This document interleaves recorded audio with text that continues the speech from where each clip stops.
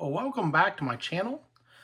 This will be the third and final video in my main line autographs Pittsburgh show recap. This is kind of my collection of items I purchased on Sunday, the last day of the show. So when I do things at a show, kind of the first day, I typically buy those things that are rare, that I know that they won't last until the last day.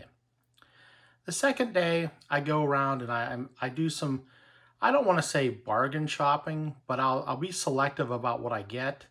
Or if I've got time, like I filled out my 78 set, I knew that was going to take me some time and I had some spare time and I didn't want the dealer to shut down or close up before the last day. But I knew that it wasn't rare. There was a number of dealers that brought a number of 78 cards in there in binders to kind of go through. So I knew I could find the cards I wanted. I just wanted to make sure I had the time to sit down and kind of go through and get the quality of card that I wanted. Now, on Sunday, it's bargain shopping day. And I'm going to get to that towards the end of this video, along with, I have two short clips. One was a clip from Saturday, back in the back part where the autographs were, and Sunday. And on Sunday, you'll see something unique about the video that I'll speak about a little bit later. As I kind of looked over the main floor a little bit. Now, I was only in the back, so I didn't actually go through everything. So I don't want anyone to get the wrong impression. So let's take a look at what I got on Saturday. Let's start with the autographs, or Sunday, the autographs. So the first is a Rick Kehoe autographed puck. And the thing about this is I typically don't PC Penguins. I like them. I enjoy watching them a lot, actually, but they're just not something I collect a lot of. And it just happened to be that Rick Kehoe was one of the free autographs in my VIP package. So I ended up getting a puck and having him sign it. That will make it a little nice collection. I'll put it up on my mantle. Now for the autographs. The first one was Al Oliver. I got this 1978 Al Oliver. I also got a 1976 Al Oliver. And I was kind of looking for cards that I thought the autograph would really kind of pop on. But I like the expression. That expression, you can almost guarantee that was a home run swing for Al Oliver, a man who truly deserves to be in the Hall of Fame. Once we started to take a look at this man's career, he has phenomenal numbers. He was part of some great teams. He played for a number of different teams, but he came up through the Pirates, and he stayed with the Pirates for quite a while. And this was the 76 autograph I got that'll go in with a number of other 76 cards I've got autographed of various Pirates from the 70s. Jim Leyland. This is actually the first time I've actually been able to find Jim Leyland doing a public signing. So I was very, very happy to see this, so I can add this to my PC. And the next guy. The next guy started his career like you thought he was going to end up being someone that would put up 500, 600 home runs, and that was Bob Horner. In the early days of my collecting, Bob Horner was just on fire. Great batter for the Atlanta Braves. This is a 1984 O-Pee-Chee. The O-Pee-Chee cards are a little lighter, so that gives me an opportunity to kind of, the autograph pops on those lighter colored cards, and I think this really comes out pretty well. I put up a little closer so you can see. It comes out looking good, but the card I wanted was his rookie card, and that's this one right here. And I had bought a ticket for Bob Horner, and then Bob Horner was also one of my VIP bag tickets, and that's why I had two autographs of him. This card right here, the Steve Blass rookie card, It's got the full Steve Blass autograph on it. Perfect location. Steve is always great to talk to. Great knowledge of the Pirates. Really, truly miss him not being on the broadcast anymore. He did add a lot of nice commentary that went with that, and you could tell this was a man who spent his entire career with the Pirates. He then picked up in a broadcast booth with them and carried on that tradition of a strong Pirate supporter. And then in 1972, this is actually a card I got this year in the Heritage. It was one of the buyback cards. So you can see that kind of foil sticker there. And I wanted to get that autographed just because I thought it made for a nice looking card.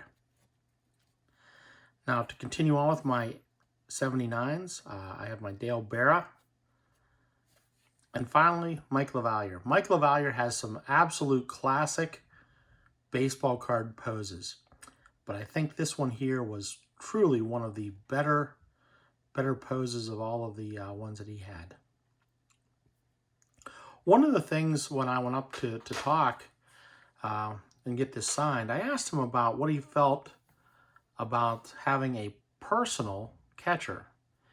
And, you know, he talked a little bit about it. He said, you know, you have to be really special as a pitcher to be able to have your own personal catcher. But one of the things he said was, you know, my career, I had a great career and probably saw it extended because John Smiley and Doug Drabek, two phenomenal pitchers for the Pirates in the late 80s and early 90s, really enjoyed having him as their catcher. And I think even though he wasn't necessarily their personal catcher, I think they were glad to have him catch. And he said one of the other things that plays into this is that, you know, Doug Drabek only shrugged him off on about 5 pitches his entire career.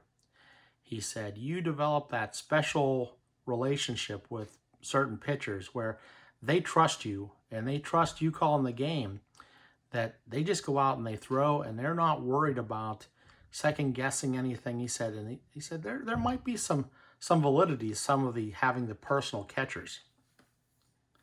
So let's talk about some of the other cards I got. So at the show, there was a dealer that had these oddball kind of sets for $2 a set. I got this 91 Fleer, and I'll just kind of run through these real quickly. I don't want to make this too long. This is just a great little set. It's an insert set, and hopefully at some point I can get some ink on some of these cards.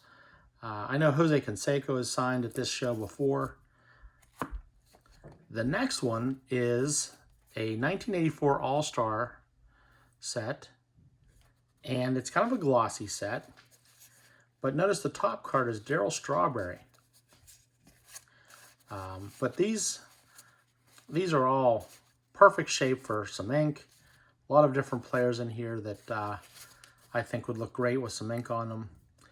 This just kind of lends itself to being a perfect set for that. This set right here, now notice it says $10. He was selling them on the last day for $2. And it's kind of a nice set. Hall of Fame home run hitters, Halls, greats of the game. And I think what it was some sort of promotion. Even has a cool Papa Bell. So they even honored one of the Negro League players that never had a chance to play in the major leagues. Probably one of the greatest hitters of all time. But I think they did a lot to honor Special Olympics with this set, and probably raise some money for them because there is a number of Special Olympics cards in the back here. And this set right here, it's an OPC set. I've never seen this set, so I don't know really a lot about it. At some point, I may show this in depth in one of my videos, but again, another set of cards I thought would look good with some ink on them. And finally, the Hills MVP set, Team MVPs. It is, you know, a little bit faded or or brown. The paper's browning a little bit, but this was an iconic set from the 80s. I did get it only because I wanted to round out my purchases. Instead of getting 4, I got 5.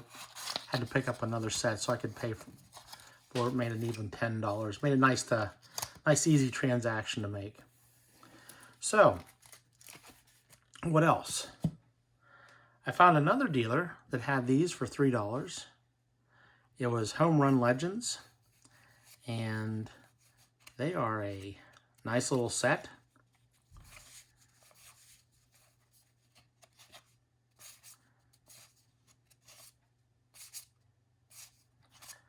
And this was from the 80s, I believe.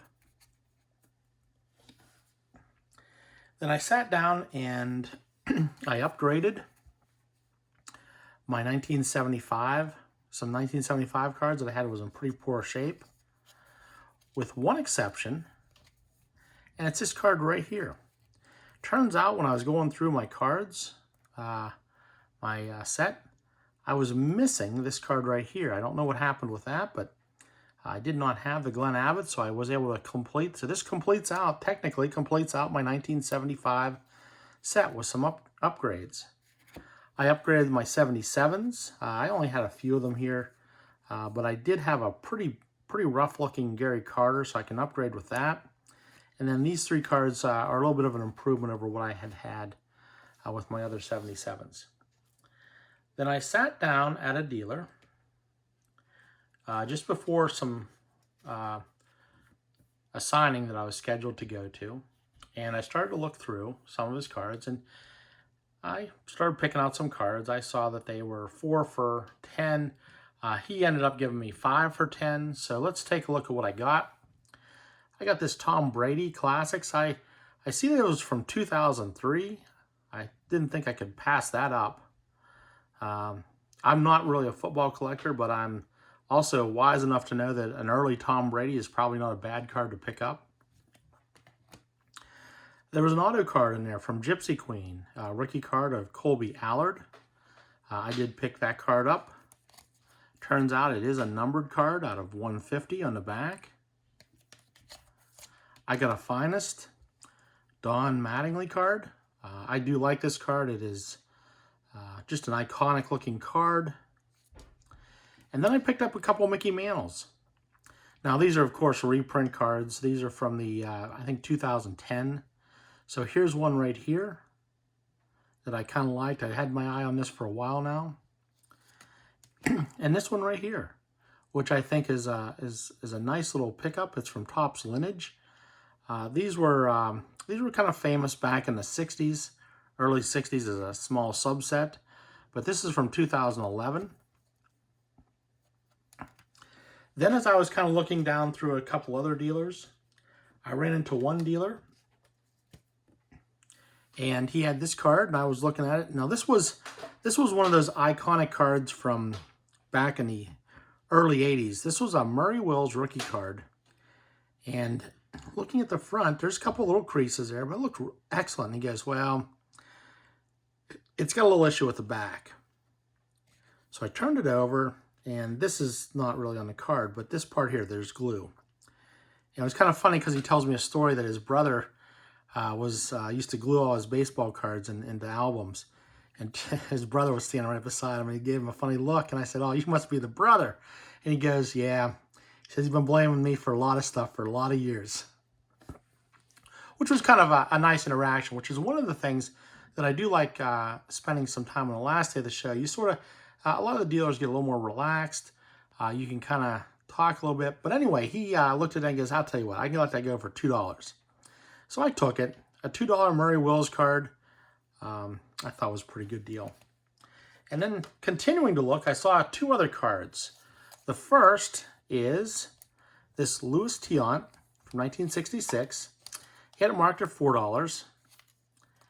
And this one right here, Willie Mays. As I was looking at Willie Mays' card there, I'm thinking, wow, it's a nice looking card. It's authentic. It's a 1961 post serial. It's got the new PSA sticker on it there. So I was thinking, wow, I wonder what that is. So I turned it over, $12. So he gave me both cards for $15, so he cut $1 off the Tiant. But at $12, I thought this was an excellent find. Anytime you can get a 1961 Willie Mays, that's a Willie Mays during his playing days, post-serial. It's not one of the major card companies, but I thought that was a great find there. And then one of the last dealers I went to on my way out, I did see that I was looking for an upgrade on my Nolan Ryan from 77, for my 77 set. I got this and it had $17 on it, and he says, well, if you have some other cards, we'll see what we can do. I can do a little bit better on that. So I said, okay. So I saw that. I also found this 1967 Gaylord Perry, and it looks like it's in excellent shape. Not a high number, but it's early in his career. But I thought that was pretty decent. I picked that one out, and I picked this one. This is the 1961 Home Run Leaders card. It's actually a 1962 card, but it features the 1961 season where Roger Maris just edged out Mickey Mantle. He had 61 home runs, Mickey Mantle, but you can see some iconic faces on here. Roger Maris, Mickey Mantle, Harmon Killebrew, and Jim Gentile, who I believe had his best season ever in 1961 and was only able to manage a 4th place finish in the home run leaders. Looked over on the back, looks pretty good on the back. So anytime you can pick up a Mickey Mantle card during his playing days, even if it's a leaders card, I typically try to do that when it's a reasonable price. Now this was $22, which I thought was reasonable, but when you put these all together, and if you add them up, I think we're at $48. He gave me these 3 for $42, so I thought that was a pretty good deal. He knocked a couple bucks off each card. So take a look at my couple of clips I've got after this of the card show. You'll notice there's some empty tables on the last day. I don't know if those dealers did so well, or possibly maybe someone bought out the dealer, or what had happened there, but it was a full show on Saturday, but on Sunday there was a couple empty places, and you can kind of see that in my video on Sunday. But overall, wonderful experience. If you've never been to the Pittsburgh show, it will be back again in May, I believe, of 2022. So same place, it'll be in Monroeville, and it's just an enjoyable time. Thank you for sticking with me. If you enjoyed this, please give me a thumbs up. And also, feel free to leave a comment below. I know that my last video, the comments were off. I must have hit a bad setting on that somewhere. And also, if you're not a subscriber, please hit the subscribe button. But thank you for sticking with me until the very end.